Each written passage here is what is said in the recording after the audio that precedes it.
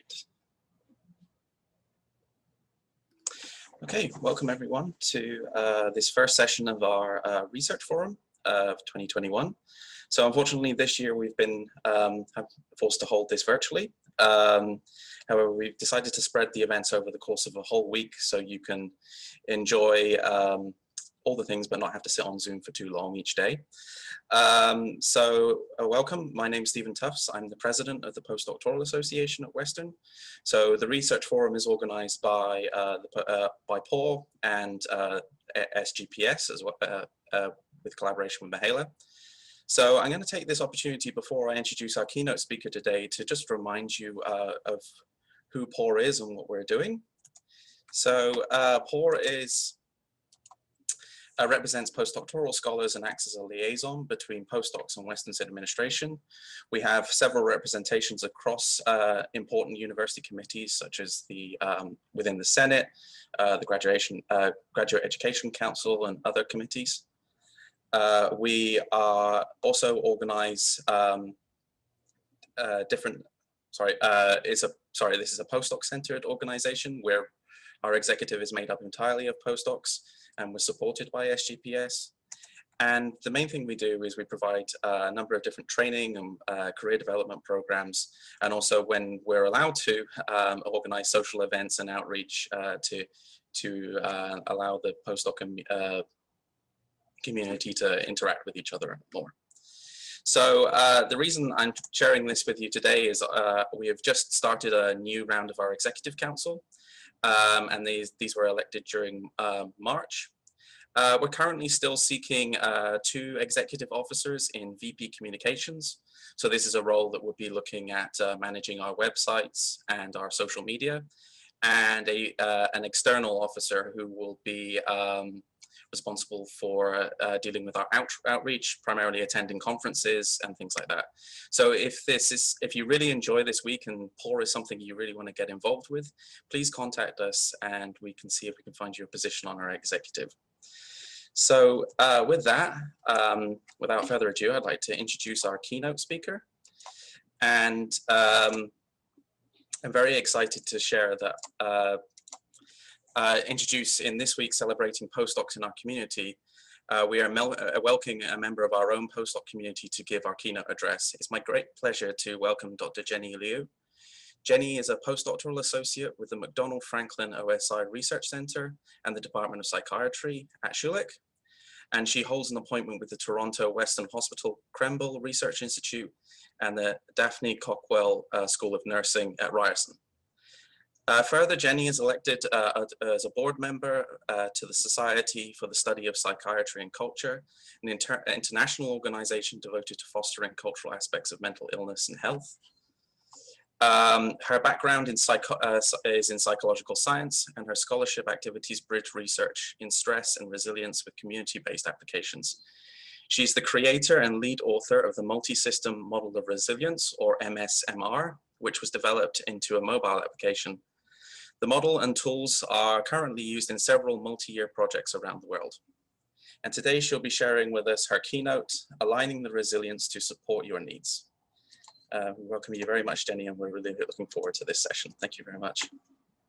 Thank you, Stephen, and thank you so much for inviting me, Stephen and Mihaela. I just want to thank you both so much for giving me this platform, and I'm so excited. So let's just begin. I'm going to go ahead and share my screen. So one thing to note, other than whether or not my clicker will work today, but one thing to note is that for the entirety of this presentation, the mute or unmute option is actually temporarily disabled. But please, if you have any questions or comments, please direct them in the chat. I'm actually logged on another Zoom account, so I can kind of monitor the chat and address your questions. And then, of course, there's also going to be a period for question and answer towards the end of the presentation. All right. So without further ado, let's begin. With the devastating discovery this past week with the bodies of 215 children, really want to take a moment of solidarity with the First Nations in Kamloops, British Columbia, and grieve for the children, their families, and the communities affected. I think that this tragedy is a stark reminder of the work that's still remaining in terms of our path and our movement towards truth and reconciliation, while supporting each other in that process of healing. And so with that, I invite you all to join me in this land acknowledgement, and also recognize that while I'm joining you from Toronto, you may be settlers and joining from various places situated on what we know as Turtle Island. And so with gratitude and respect, we honor and acknowledge that we're gathering on this sacred land covered by Treaty 13, signed with the Mississaugas of the Credit, and the Williams Treaty, signed with multiple Mississaugas and Chippewa bands.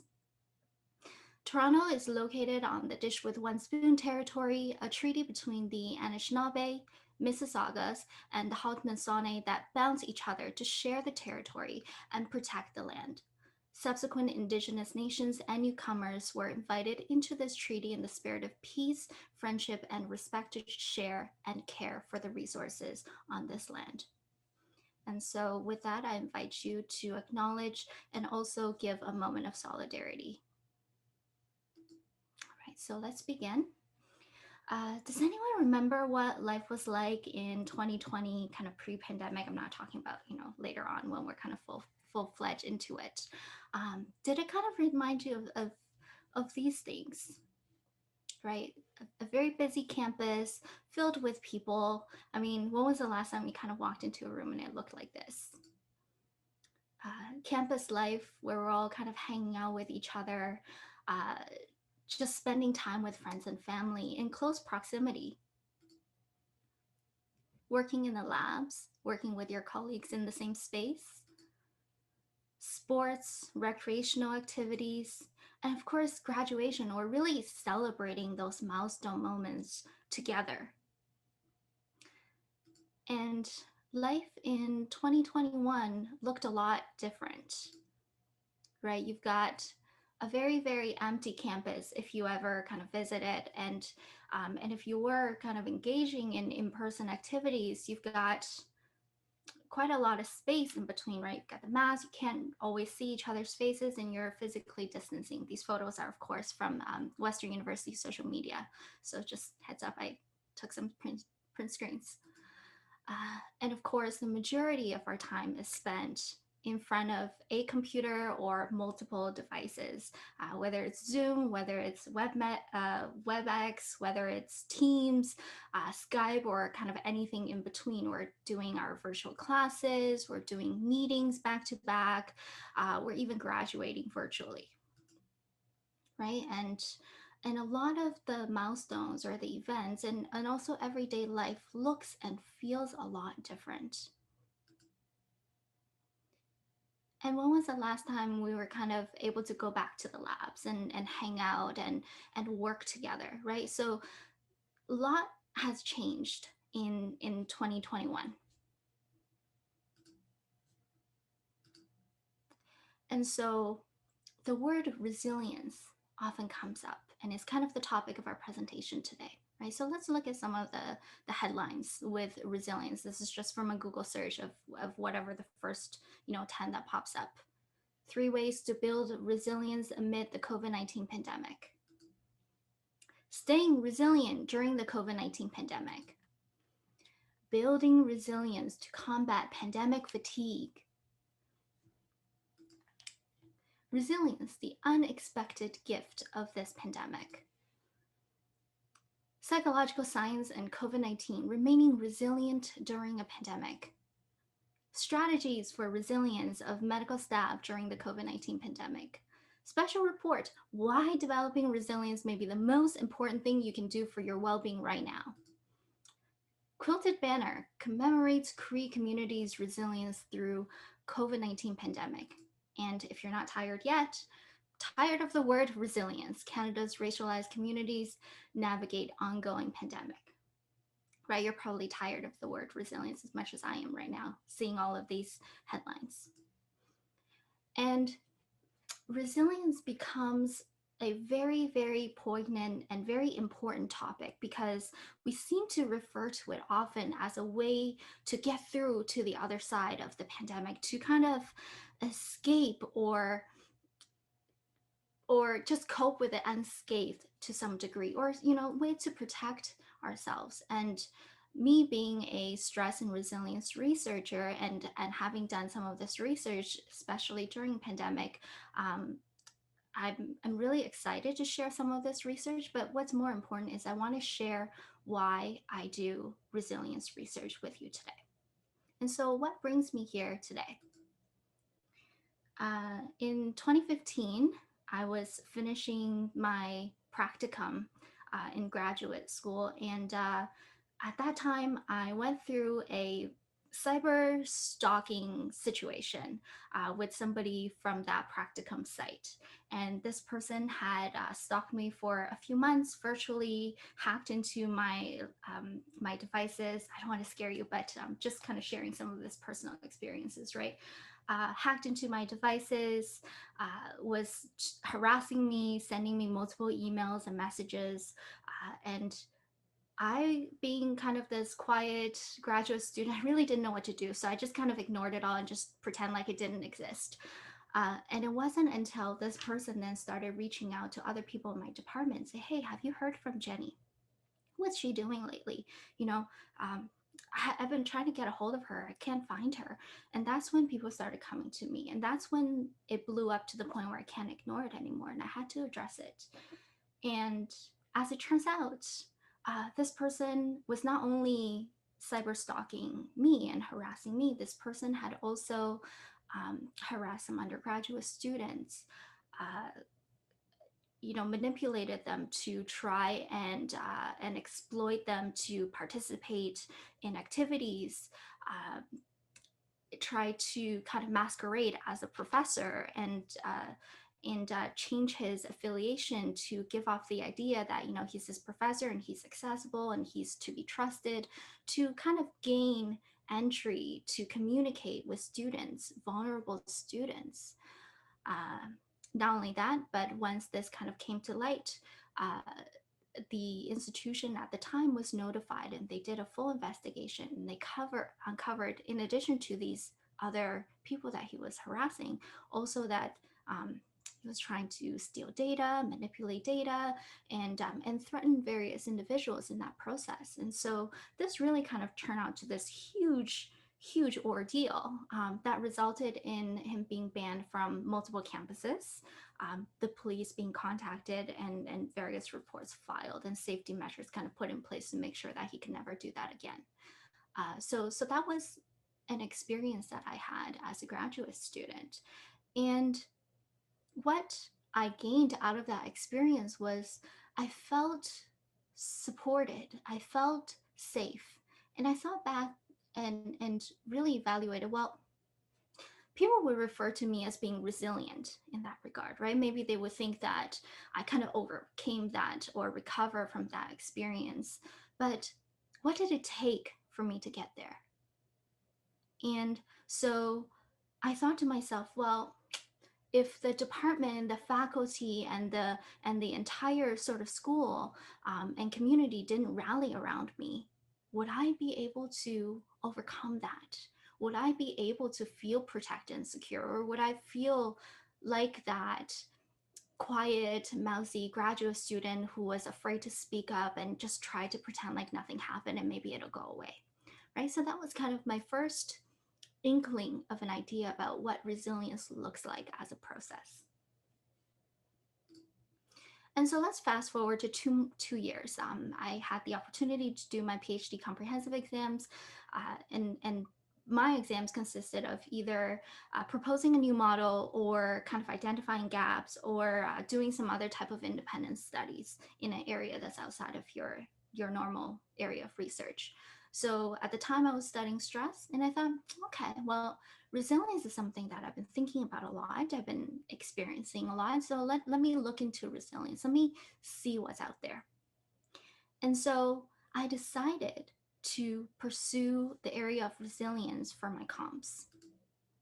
And in that same year, uh, a upon this revelation and sort of declaration to my primary advisor at the time, who's no longer working at the institution. So those of you searching for a name won't find it, but she advised me very explicitly and said, don't do resilience. And I said, oh, can you tell me why? And also, this is part of the independent studies. So it should be done independent outside of consultation with the advisor, right? That's kind of the guideline that we're supposed to follow.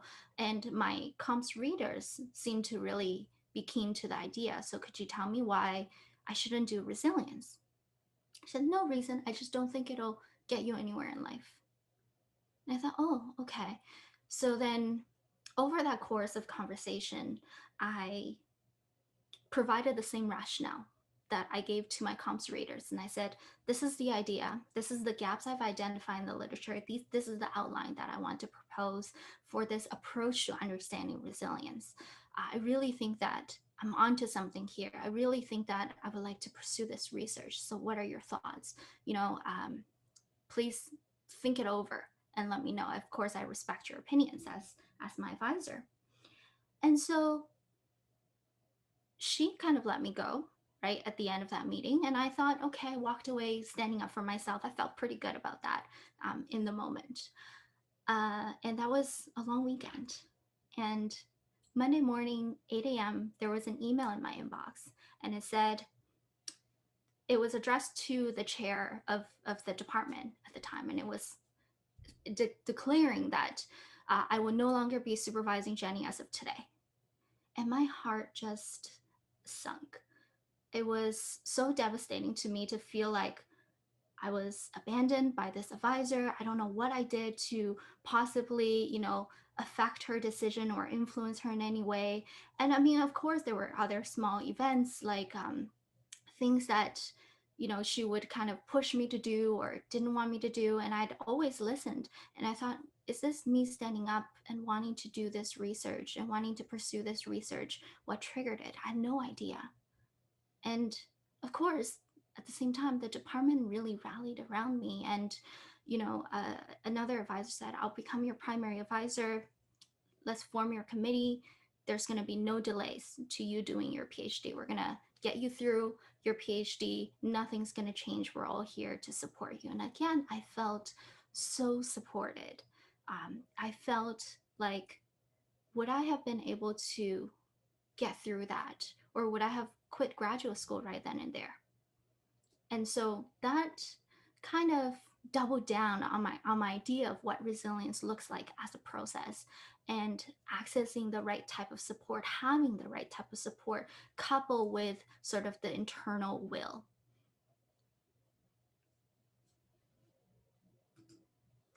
And so years later, the pandemic hit, and I was again burned out from working really hard on some of these pandemic related studies, working in a job that didn't really give me a lot of support, kind of feeling like I was on my own a lot. And it wasn't until I joined MacDonald Franklin OSI Research Center in the Department of Psychiatry, Western University, where I felt again like I was supported, kind of like the way that I had felt back when I was going through my PhD studies, and really having that community behind me and really feeling validated in my role. And so what brings me here today is to really share with you the research that is out there, the research that I've been doing, and the research that in some way mimics sort of my progression into examining and exploring resilience. And so then today's keynote will first define resilience and then introduce the multi-system model of resilience. And then I really want to talk about the science of resilience building, right? Because after you kind of isolate something, science wants to bottle it up and start, pushing it on others and saying, this is how you achieve resilience. This is how you do it. And I want to talk about that in the context of the COVID-19 storm, right? What does resilience look like during COVID-19? And also then end with how we can all support our resilience. And so if you can indulge me for a moment, thinking of the word resilience, what comes to your mind? Please pop it in the chat and we'll see if what I have on the next slide matches.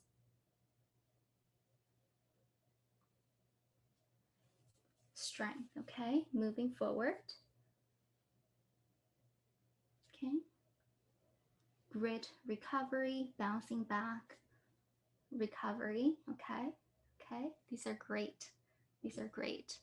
So ability to bounce back or bounce forward, I like that, right? Bouncing in different directions. You don't want to be bouncing statically in the same spot. Okay, so actually all of what you're saying encompasses what we typically think of resilience. We see resilience sometimes as recovery or bouncing back after an adversity. We sometimes associate the idea of resilience with a trait-like disposition, like grit, hardiness.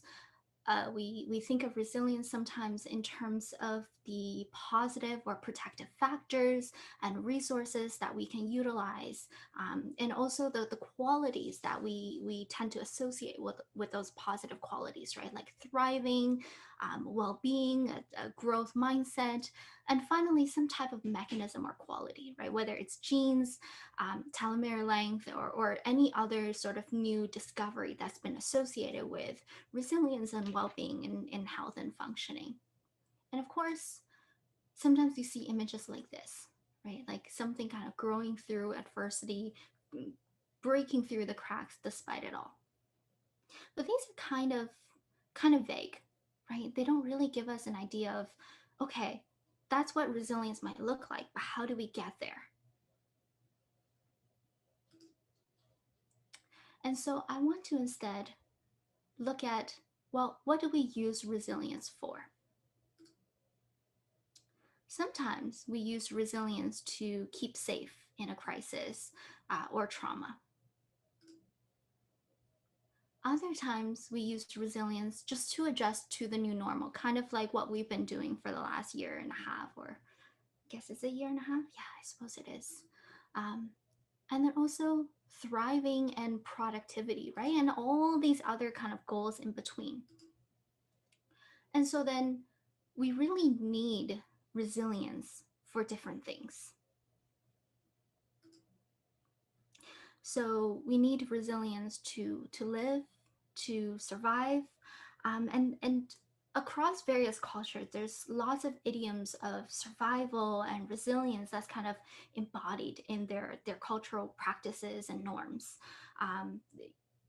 Researchers like Emily Mendenhall, Catherine Painter-Brink, and Maston, they've done really great work looking at survival and resilience and what that looks like in different populations, like refugees, in the context of things like stress biomarkers and measures of skills of social cohesion in their community. So what resilience looks like differently. Sometimes it just looks like living or surviving, right, in those contexts, and how that's kind of embodied deep into cultural norms and beliefs and attitudes.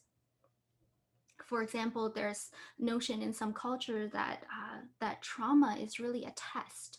It's a test of God's will to challenge your strength and to build you up. So lots of kind of those types of idioms that are rooted in resilience literature that simply just represents what it means to live. And then, of course, there's the discourse about resilience in terms of cope and recovery. In 2004, George Bonanno published this great paper that really put the word resilience on the map for the very first time, right? Looking at kind of bouncing back, this idea of coping trajectory, returning back to baseline following exposure to a particular trauma, such as losing someone that you love deeply, right? So this idea of if we cope in a certain way, we can kind of get back to pre-trauma or pre-adversity or pre-something. And then finally, there's the sort of the bouncing forward idea to grow. And This is kind of related to post-traumatic growth that's introduced by Tadici and Calhoun, and it's really about relating the idea of resilience trajectory to these positive qualities that bring us kind of higher and higher and higher in terms of our well-being, in terms of our individual capacity. And so then, with those needs in mind, how do we get there? Well, we can get there from relying on things that are found within ourselves, right? Like characteristics or health behaviors, such as how we manage our emotions. Do we have a healthy diet? Are we sleeping well? We can get there from our learned skills and just by living, right? Changes in our values, our pursuit of goals, our acquiring new skills and coping strategies along the way. And of course, from my personal stories, also from outside of ourselves, right? Access to supportive services, access to infrastructure, our connection to our communities, big or small, including our social network, access to our healthcare services, legal services. Those are really, really important in terms of determining what our resilience might look like at any given time. And so then going back to this idea of what is resilience and defining the resilience, there are several challenges with that definition. And the first is that there seems to be a lack of agreement in the literature. I think we're moving more towards consensus, but there's still kind of the odd debate that's going on, right? Whether we think of resilience more as like a trait-like disposition or characteristic, whether we think of resilience as this particular outcome, it's got to look a certain way, or anything in between, there's often a great debate between what we think resilience looks like and also how we capture and measure it. And then the piece of once what we operationalize that in research, well, how do we account for these two very problematic things that we find? And the first is inter-individual differences. How one person responds to one trauma or adversity may not always predict how well they cope with another. So, for example, one person might be going through a divorce, and it's maybe it's been a long time coming, maybe it's not, maybe it just happened, but they seem to be coping well. They seem to look fine. They're going to work still. They're still taking care of all of their responsibilities. They've kind of done the like unconscious coupling, and everything seems fine on all levels. And so maybe you think this person to be very resilient, but then that same person can lose their job, and their whole life can start falling apart, right? Maybe then they start drinking heavily. Maybe then they start to kind of move away from friends and family, and they don't kind of show up in the same social circles anymore, and their mental health kind of deteriorates. So how we account for the same person facing different events and experiencing different outcomes have always been a challenge in how we operationalize resilience. There's also the other problem of inter-individual differences, which are, differences between individuals. Two people can experience the same event, such as an earthquake, right? And one might come out relatively unscathed. They're like, it was a scary event, but we got over it. And the other one might develop PTSD down the line, right? So what accounts for those differences, and how do we capture that in terms of resilience? And so, with these challenges in mind, I set out to define resilience through the multi-system model of resilience. It's meant to be a multi-dimensional construct, and defining resilience then as this evolving capacity to function and to respond to various challenges. And particularly, we define resilience both from the sources of resilience from different areas of our lives, but also in response to the varying needs. And so this model was validated as a bifactor model, thankfully, and the scale kind of supports this model in terms of that bifactor distribution, with one hand being the sources of resilience and the other hand being kind of the needs and the items factoring on both sides. And so with something like the MSMR, we can get really a roadmap for understanding resilience. Right? We can understand that we source our resilience from different areas, much like different channels flowing to a central reservoir. And also that we need our resilience to fulfill different needs, right? We encounter different events that might at any point drain our resilience reservoir. And so it's really getting at this idea of the evolving capacity, right? How we're able to source our resilience and also respond to different needs, but also replenish it. And so now we can begin to understand why different people might respond differently to the same adversity or trauma, and why the same person might respond differently over time. And so, of course, then the question brings us to, but can we increase our resilience? And so I mentioned earlier, anytime we kind of stumble on a really good idea or concept of something, whether it's resilience, well-being, growth, we want to be able to capture and bottle it up and bring it to the population that's most in need. That's kind of why we do research. And so let's look at that literature a little bit. In a systematic review and meta-analysis, we searched up the word resilience intervention, promoting resiliency, or resilience-based interventions, and all of the mesh term iterations in between. And we found over 10,000 articles. That includes great literature as well, dissertations, theses, and such. And after rounds and rounds of reviews for inclusion and exclusion, we settled on 268 studies that included what we were looking for, which is really just any type of study that used any type of intervention to promote resilience and also assess for that change through some type of outcome. And we ended up with 1,584 samples of data. That's not sample size, just clusters of data. For example, N of 19 in one study, N of 280 in another study. Those would be 2 samples. And so then what do we find? Well, when you combine all of that, all of those effects, all of those studies together, the overall effect met the minimum practical significance of effect sizes for social science. And what that means is that if you look at the study effect size or the magnitude of the effects, we can kind of gauge, okay, well, do we find a small effect? Do we find a moderate? Or do we find quite a large effect? And in the case of resilience interventions, we found a pretty small, but still significant effect, Hedges G of 0.48. The threshold to meet here is about 0.41 for studies in social sciences. I know that can kind of change depending on discipline.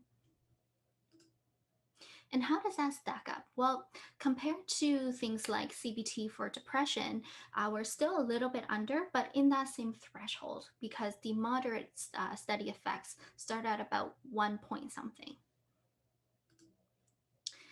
It's a little bit better than positive psychology interventions that kind of fail to meet that threshold.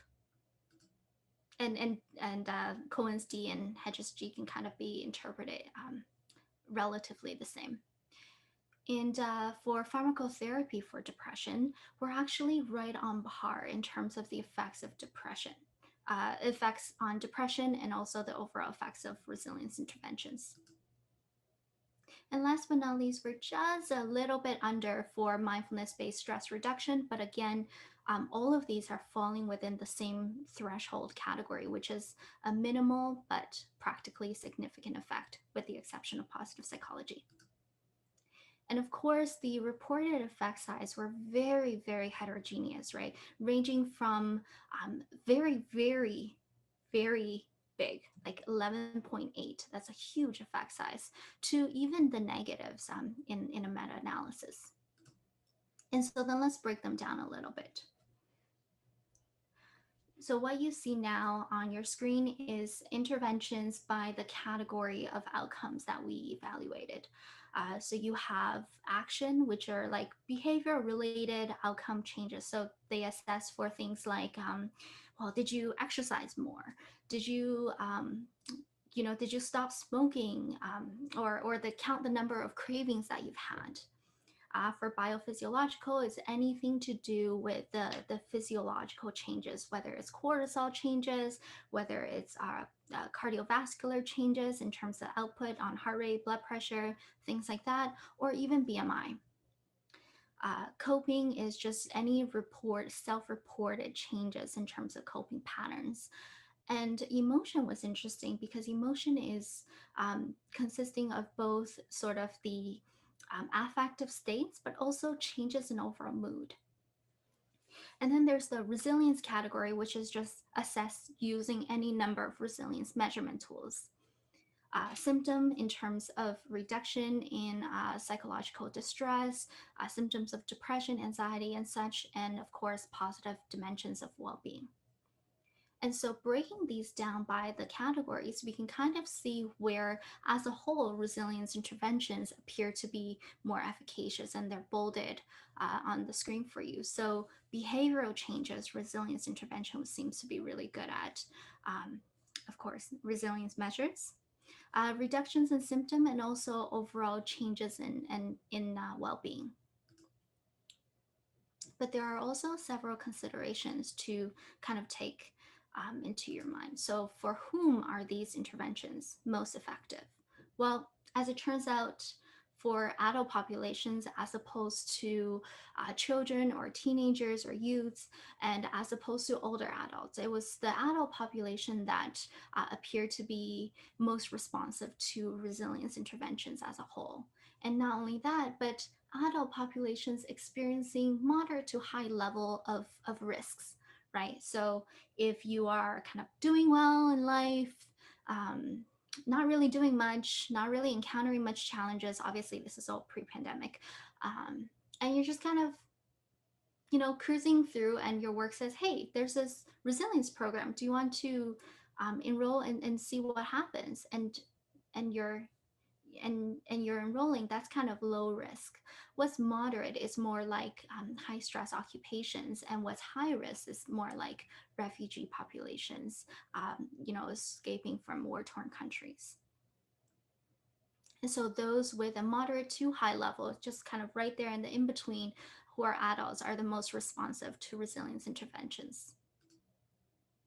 And of course, different approaches to the intervention. So the content of the intervention also played an important role in terms of the type of outcomes that we would see and document in the magnitude of change.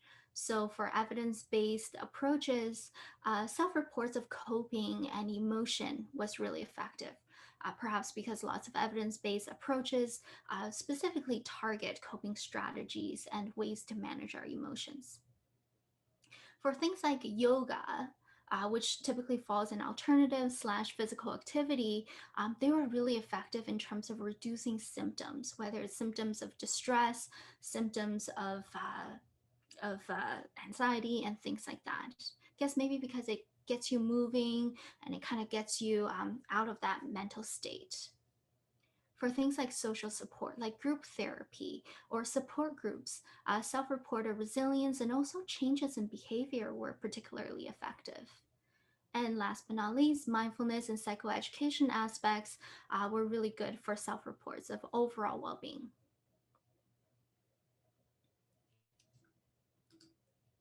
And so then what makes them work for the different types of resilience interventions? I think that's a really, really interesting question. Well, first, resilience is really not a one size fits all, right? Whether we're kind of doing general skill-based strategies, or whether we're doing like challenge your mindset and and change your life, or that it really doesn't work. The more general and the more vague you approach resilience building, the lower the effects typically become. it's also highly contingent on individuals' capacity for growth. So I mentioned earlier about those being kind of in the moderate to high risk can benefit a lot, but also think about it in terms of the ceiling effect, right? Think about for that person who's kind of going through life and everything is going well for them, what more do they have to gain? If we think of it back to that reservoir metaphor, if they're already up to here and there's nothing draining that, you also can't really add much into your capacity or your reservoir, right? So that capacity for growth when it comes to resilience is really, really important, especially in the absence of any particular risk or challenges that might deplete that reservoir. And last but not least, and definitely kind of the flip side of the one size fits all, interventions need to be matched to the needs of the participants, whether we contextualize it based on the content that makes them really effective, or the format of delivery, or the way that participants can access these interventions. Whether from the comfort of their own home or in groups, and getting really that encompassing support and feeling of connectedness. All of those are really, really important and has to be matched to the needs of the group that you're targeting. And we'll address that a little bit more later in this presentation as well.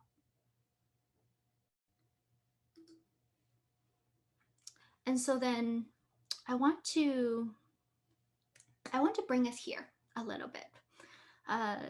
In the pandemic, we're all spending a lot of times on our phones, on our social media, and I see a lot of these type of motivational posts, and they have the best intentions. They really do, right? It's designed to kind of motivate us to act, to do something, to be more productive. And we even see in all the headlines about resilience is really designed to make us better and not succumb to pandemic and to all of these things. But let's spend a moment and let's really break this down a little bit more. So first kind of two lines, right? Start a business, $999, too much. But buy a new iPhone, $999, no problem. Okay, so let's talk about that a little bit, right? Who are the people affording these new phones and buying it outright? I mean, they're probably also the ones with successful businesses, or at least, you know, a pretty stable salary, and being able to afford it just like outright. They're certainly not the ones that are, you know, paying for it on a month-to-month basis and trying to kind of rope it into their phone plans, or waiting a few years before their phone overheats and has like a battery span of 30 minutes before they get a new phone, right? So this dichotomy of $999 for starting a business. Also, how many times do you start one business and it flourishes, right? So that's kind of the first two line. And then let's go to the second. Healthy groceries, $100, too much. Drinks and dinner, $100, no problem. Well, another personal story.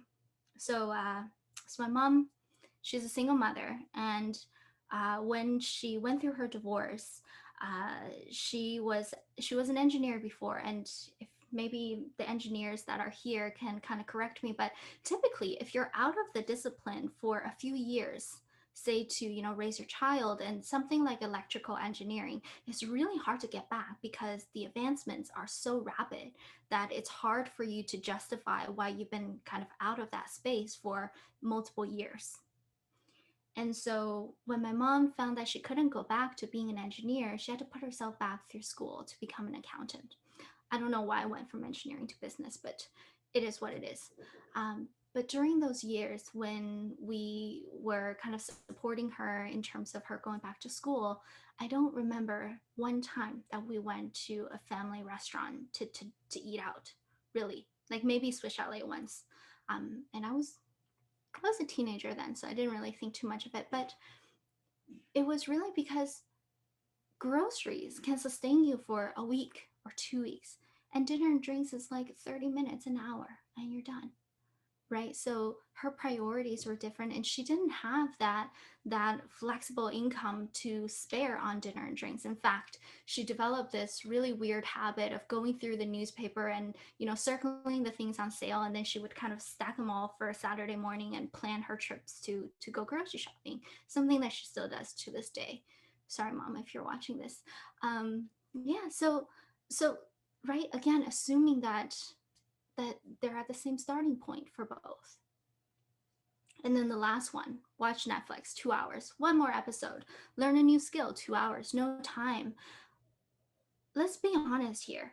Most of us are watching Netflix not because we're so fixated on the show, maybe because it's a type of escapism, a type of coping mechanism to just take a break because our minds are exhausted. We're just trying to tune out the noise and maybe drown ourselves in a show.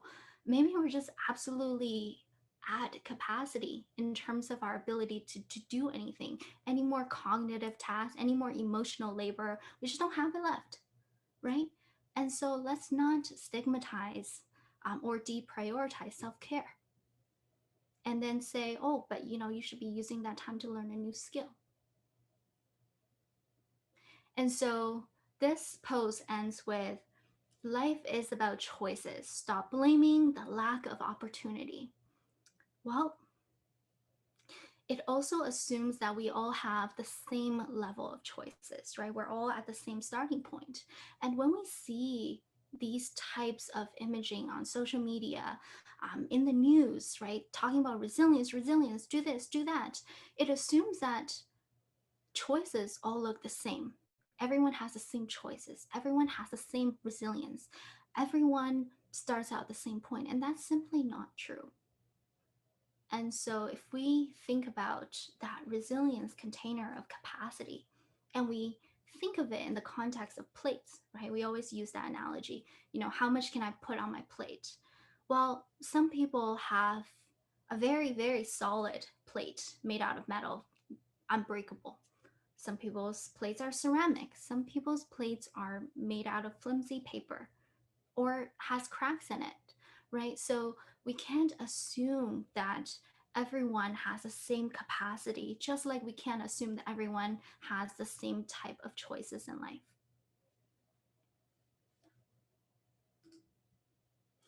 And so then that takes us to resilience and the social determinants of health.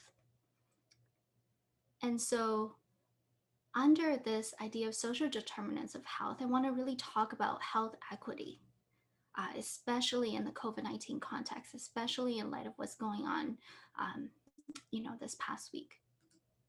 Health equity looks like individuals within a community reaching their full potential, whether mentally, physically, or spiritually. Health equity looks like living with safety, with belonging, and a sense of purpose in life, knowing that you belong here, you're wanted here, and you know what to do, you have meaning. And health equity looks like people's individual needs are being met. They're able to develop meaningful relationships with others in their community, and also the ability and capacity to take on community responsibilities. And tying it back to resilience and what that looks like, well, let's think about how health equity might play a role in when we face stressors or challenges or traumas. Well, individually, we might encounter barriers in accessing services and resources.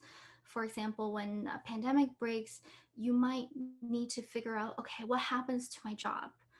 Is it going to be canceled? Is funding going to become a problem in my appointment? Am I able to get access to the vaccines when I need it? Right? Those are kind of individual level barriers that one person might experience. But if we expand further, they're a little bit tied to our community's attitudes, experiences, and needs, right? When when we kind of make these decisions, they're also informed by what kind of communities we're situated in. Do we have universal health care? Are friends and family supportive of us getting vaccines? I know even some family members have specific opinions about the COVID-19 vaccine and such, right? So those kind of environments also influence us, influence our culture, and influence our ability to be resilient. And last but not least, the structural and political inequities and injustices that we might be subjected to, whether it's not being able to access CERB because you're an international student, or not being able to renew your status, not being able to find affordable housing. Those type of things also influence the kind of goals that we might have for ourselves, the kind of values, the kind of coping strategies that we can at any point use.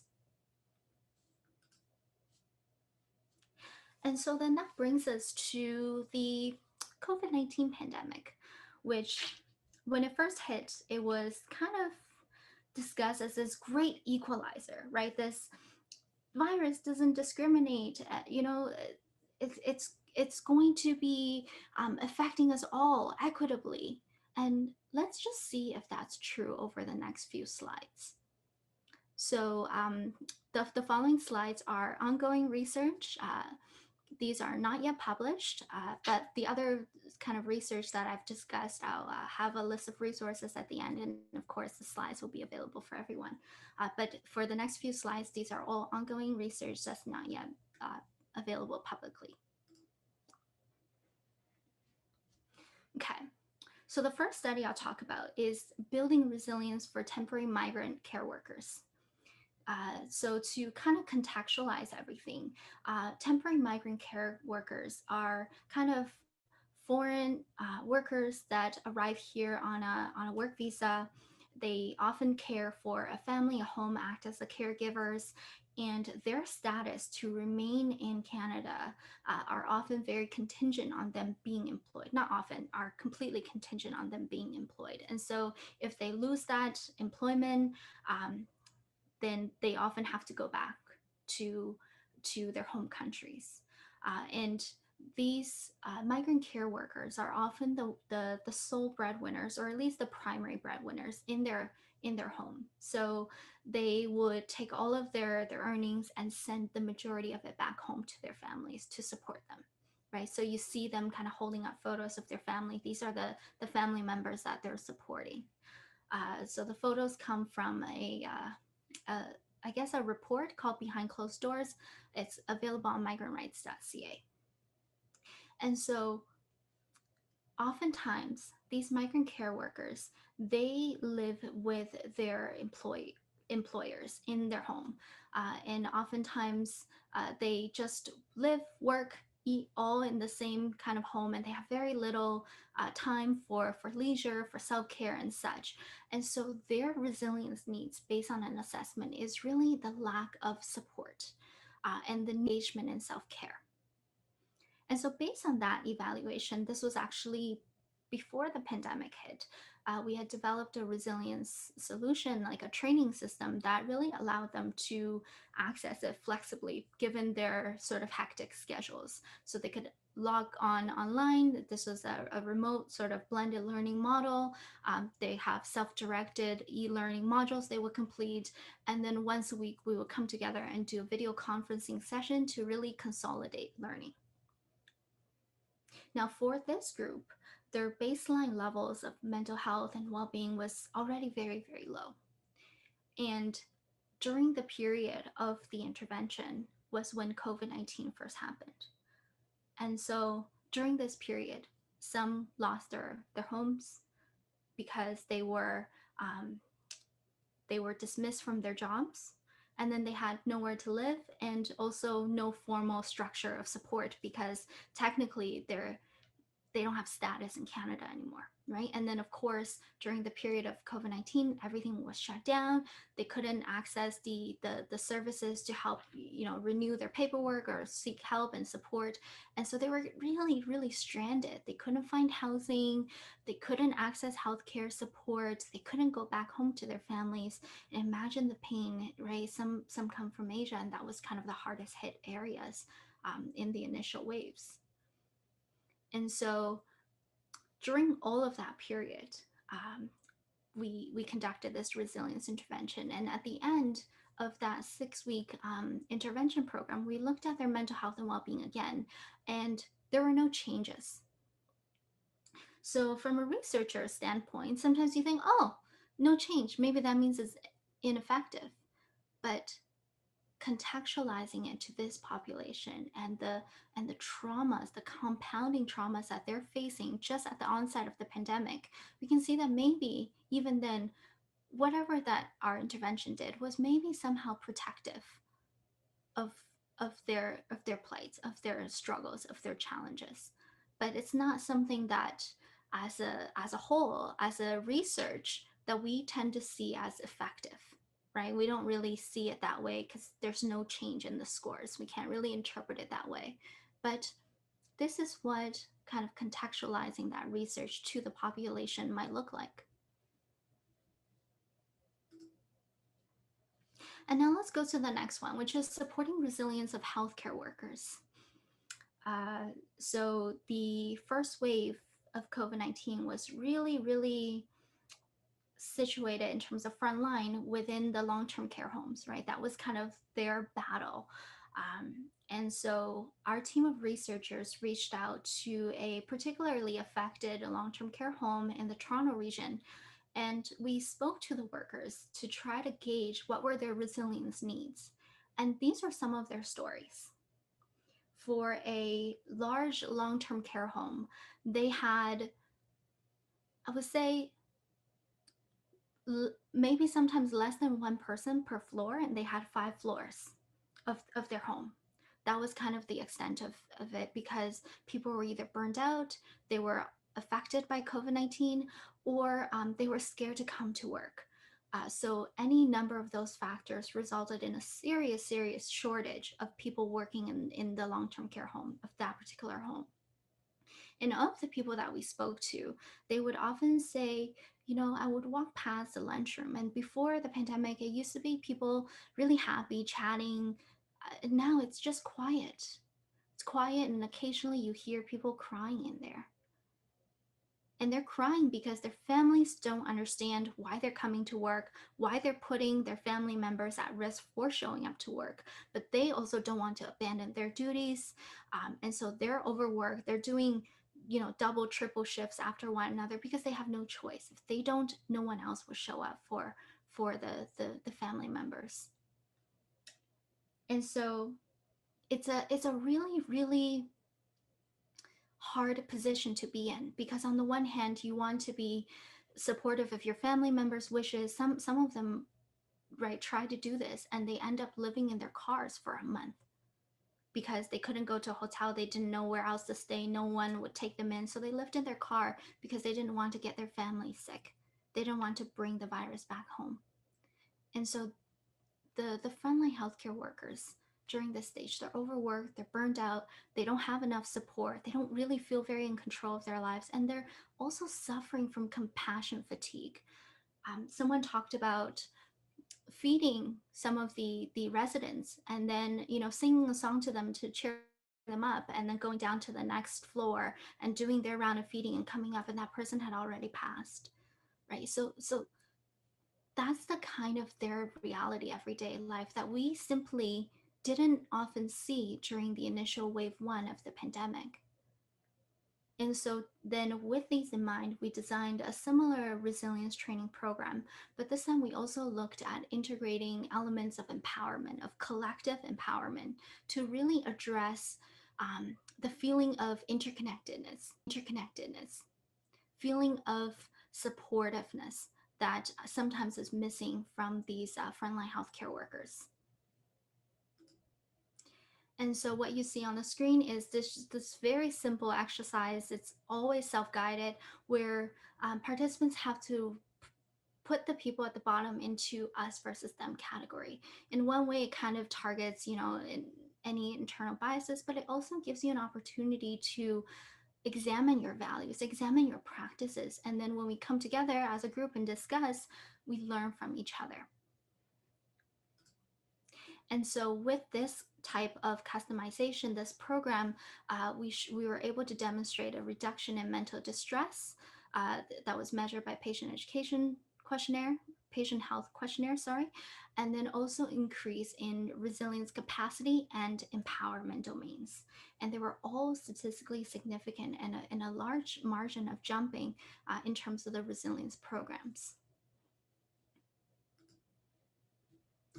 Another study that we're just kind of beginning to look into, which is really the well-being of Canadian Armed Force veterans.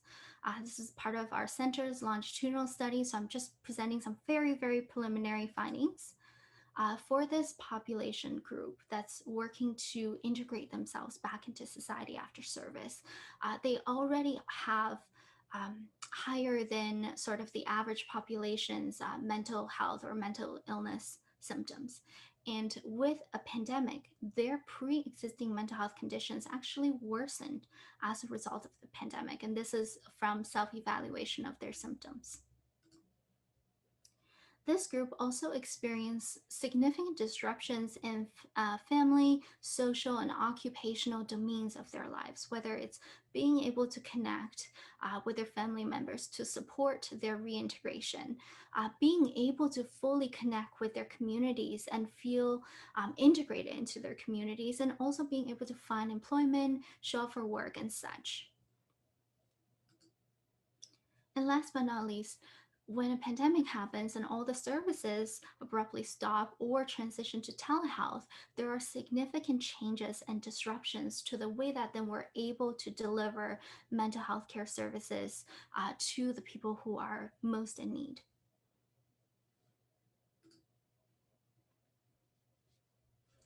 And kind of the last COVID-related study that I'll briefly overview today is the post-secondary students' resilience pre and during the COVID-19 pandemic. And so to contextualize this line of research, we've been collecting student resilience through the MSMR for years now. And it just so happened that we were able to collect it during the periods leading up to the COVID-19 pandemic and also immediately that first semester from February all the way to end of April when COVID first started showing up and we had our first lockdown measure here in Toronto. And so comparing the pre-COVID and post-COVID measures of mental health, resilience, on DAS, which is depression, anxiety, and stress, and of course the dementias of MSMR, we found actually no differences on the overall scores, right? There were no changes in levels of depression, levels of anxiety, levels of stress, or even in overall resilience. But then we looked at, well, what's informing the connection between resilience and mental well-being? So previous to the pandemic, we had used the MSMR to actually look at how it ties into the measures of DAS on regression models. And so then when we repeated this with the data and separated the pre and the post-pandemic data, something really interesting appeared. So prior to the pandemic, all sources of resilience, the internal, our coping related pursuits, or like the strategies that we've learned along the ways, and our external resilience all predicted measures of depression, anxiety, and stress. But after the pandemic, interestingly enough, only the internal sources of resilience and external sources of resilience significantly predicted or contributed to measures of depression, anxiety, and stress. And so why is that the case? Well, you can't rely on the same toolbox that you built to tackle a new challenge that you've never faced before, right? And that's kind of the situation that students are in the middle of a pandemic.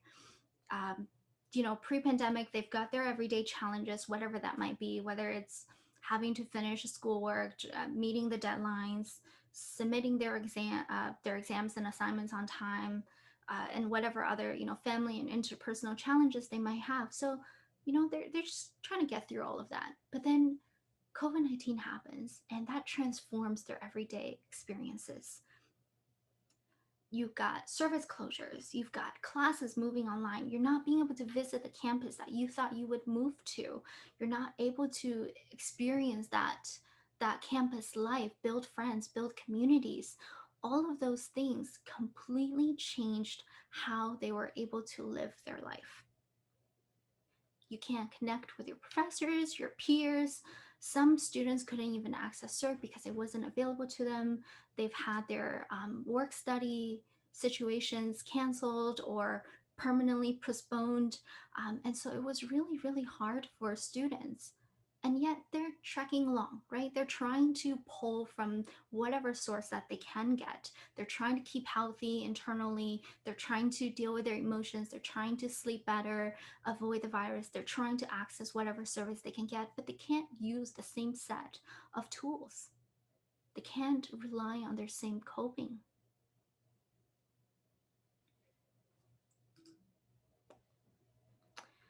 And so then I want to bring this back here, which is kind of a picture of a storm, right? The COVID-19 great equalizer of a storm.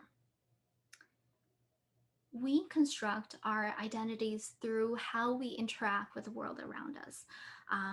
Whether it's how we're able to connect with our friends, enjoy the activities that give us meaning, that give us that sense of identity. When a COVID-19 hits, of course, these things are going to be completely different. We're socially isolated, we might feel lonely, but not only that, the same things that give us identity, we're not able to do anymore. Right? If we say, okay, well, we're a social butterfly, I enjoy going to the nice restaurant with my friends every weekend, and you're not able to do that. Or I enjoy going out and doing group sports activities, and you haven't been able to see your team members for over a year. That is really hard, not only on your coping, but also on how you feel and how you see yourself. And mix that in with challenges in accessing services, disruptions in your finances or a socioeconomic setback, not being able to get a job, not being able to achieve the same milestones, or I'm sure some of you can relate, having to change your studies, your research trajectory, having to adapt to online or virtual type of research and trying to shift research practices, trying to meet new deadlines, trying to submit more grants, win some awards, keep publishing. And meanwhile, you're doing all of those things because not only are you a student or a postdoc or an early career professional or whatnot, you also have other identities you embody. Right? You could be someone's daughter, you could be someone's son, you could be someone's parent trying to take care of your kids while they're being homeschooled on virtual schooling, right? You could be struggling financially before COVID and then all of a sudden becoming the only person that's even receiving a paycheck in your family. And so all of these things, all of our identities converge. So even though COVID-19 is this single storm that's affecting us all, actually, we all have multiple identities in this storm. And so rather than kind of being in the same storm, we can say, well, yeah, we're in the same storm, but we're not in the same boat. And something that we've learned quickly during COVID is that the systems that are in place to support our well-being, support our health, support our ability to navigate in life have not always served us. And COVID-19 pandemic has really highlighted the inefficiencies or deficits in our existing system, whether healthcare, social, educational, or otherwise. And so being resilient in the context of COVID-19 doesn't necessarily mean that we need to be productive and getting all these awards and doing all of this. Sometimes it just means surviving. Sometimes it just means getting to the next day.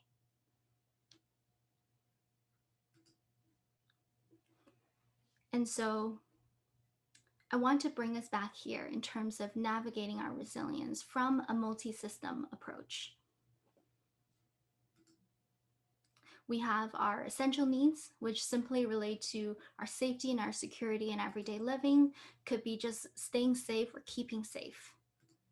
We could have situational needs, unexpected challenges and adversities, right? We could feel very languishing one day or next and just trying to deal with that as it comes up. And then, of course, we have needs related to our growth, right? Whether it's preventing burnout, trying to get to some level of self growth, and of course, new challenges will continue to occur. And what we can do for our resilience then is try and find ways to fill up our gas tank or fill up our resilience reservoir before it runs on empty. So interestingly enough, I had a friend who was struggling a little bit, and then she kind of was talking to me about these slides, and I showed it to her. She said, "Oh, that's really interesting. That's almost like me trying to finish my thesis, and it's like me trying to get from Toronto to Montreal on an empty tank. I've got nothing left." I said, "Absolutely, right?" So think about it in those contexts. Think about it in terms of, resilience is not just something that you have to take on, right? It's not just something that you have to pull it out of nothing. It's something that you have to fill up, but also you're not the only ones having to fill it up.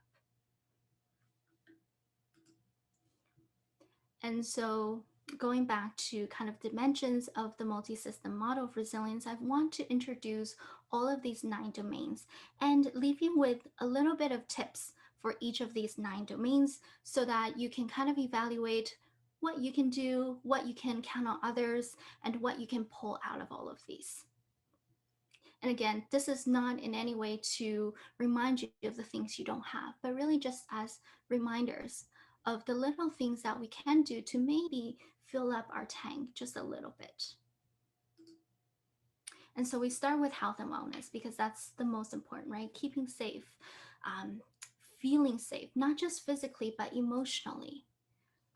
There's been, increased incidents of racism and discrimination, especially targeting certain marginalized communities. And so part of that health and wellness, that safety piece, is also feeling psychologically safe, right? And protecting yourself. Are you sleeping well? Are you eating well? Checking in on yourself. Life satisfaction, connecting, or that connection to our life. Laura King is a great researcher and always talks about feeling like we matter, like our life has a purpose. And so there's an exercise, you can read about it in her research. It's about lost possible selves. Others have also tried things like gratitude diary or just small goal setting to make us feel like we're connected to the life that we're living. Social security, right? Basic needs related to our well-being, our welfare. Recommend you to check out and explore some of the resources available to you, even if you don't need it, because even that knowledge piece can bring some sense of security. And then we move on to kind of the situational level things. So psychological regulation, dealing with our emotions as they come up, because there's a lot of them, right? In a single day, and at any given moment, we might be feeling tons of emotions all at once. So let's make some space for that. We can try things like mindfulness, breathing, or sometimes just acknowledging that emotion, acknowledging it to yourself, right? But framing it a little bit differently.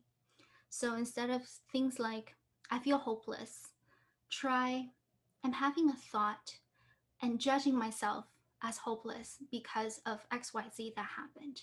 Putting a little bit of space between you and that emotion that you're having so that you can still hold it, but that it doesn't become all that you are in that moment. It's kind of something we call cognitive diffusion. There's also tons of other strategies if you want to look it up to do to help you manage your emotions. Self-concept. So I talked about our changing identities as a result of things that we're no longer able to do. And so our well-being is really tied to how well we see ourselves, right? So focus on what you can control, because in a pandemic setting, lots of things seem unpredictable, out of our control. So focus on what you can control and baby steps. And of course, accessible supports. You've gotten here so far. It's likely that you didn't do it alone.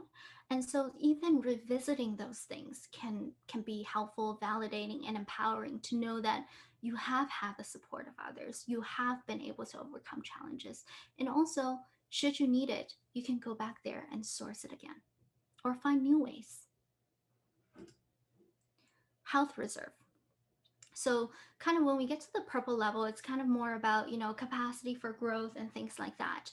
And so health reserve is really about boosting your physical and mental capacity, whether you feel like signing up for something like learning a new skill, gardening, or my coworker who actually just left the talk, but she was talking about contortion. It's this like weird stretching thing that you do, but it helps with your breathing and it makes you super duper stretchy. And it's a nice way to kind of connect the mind and the body, right? And to look for a way to grow and to expand your capacity or your reservoir. Speaking of growth, so we can also engage in particular pursuits, whether it's finding a new hobby or just revisiting the hobbies that you used to have, but that maybe you've abandoned or stopped along the way, and trying to rediscover that. And last but not least, feeling like we have a role in our communities, in our societies. With all of these things happening during a COVID-19 pandemic, oftentimes we do feel out of control, but many have also turned to become activated, or woke, as they would say, right? Whether it's educating yourself, whether it's learning about what it means to be in solidarity with another community, whether it means learning about what allyship means, things on social media to get others thinking, or to question a family member sometime about a decision or a statement that they're saying. These are all the things that we can do to feel more connected to our communities, but also feel like we serve a function in that community. And so then aligning your resilience to your needs. What's there? And what does it all mean for you? Well, resilience is really not a self-help endeavor. You can't necessarily go about it in a way where you're like, I'm just going to be resilient. I'm going to do X, Y, and Z. You can, however, identify your strengths, identify your gaps, and look at the needs at the individual and the community level. Sometimes you'll be able to do things for yourself to strengthen your resilience, but it's not always just about I am resilient or I'm not resilient. And once you identify the strengths and the gaps, you can prioritize areas more urgently needed to build resilience capacity.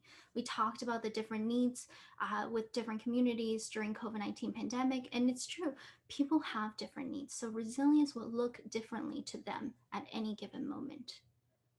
And we can continue to monitor our resilience. I'm going to show you the next slide with the web link that will allow you to go on the website and download the app, where it's free, you can monitor your resilience, or you can just try and do some of the small things that we mentioned, right? Just to create that level of self-awareness. And of course, understand that no matter what, our resilience shifts with time and with context. And so just want to highlight a few of the ongoing projects that are happening. I won't kind of go into them in detail, but these are all kind of the different projects that we're looking at in terms of what does resilience look like in that community? How can we better serve that community and their needs? And I want to also acknowledge and thank everyone, including my MSMR co-authors, the extended team of collaborators, my current home, MacDonald Franklin OSI Research Center. Please don't get mad at the photo I'm posting. I screen capture this during one of our meetings. And I want to highlight our wonderful director and associate scientific director, and of course, Western University, Mihaela, Stephen, our Postdoctoral Association at Western, for inviting me to give this talk. And last but not least, and before we kind of go into the Q&A, I struggle with what I wanted to end this presentation on. And I want to end it on this. As future innovators, policymakers, researchers, and leaders in your own respective disciplines, I hope that you take away from this a sense of validation. Validation in your challenges, your struggles, but also a little sense of empowerment. Empowerment that you can find your own way through the storm. And that be kind. So that is the end of my presentation. Thank you, everyone. I know it's a long keynote, so I'm going to go ahead and stop share. I will make the unmute option available now, so we can kind of go into our Q&A period. Thank you very much, Jenny. That was a really interesting talk. And really glad you were able to share that with us. So in the interests of sharing experiences, as Jenny did, I'm going to stop the recording. So this is a safe space. You can share your experiences and ask your questions to Jenny. So please feel free to go ahead, and you can be safe in the knowledge it won't be recorded.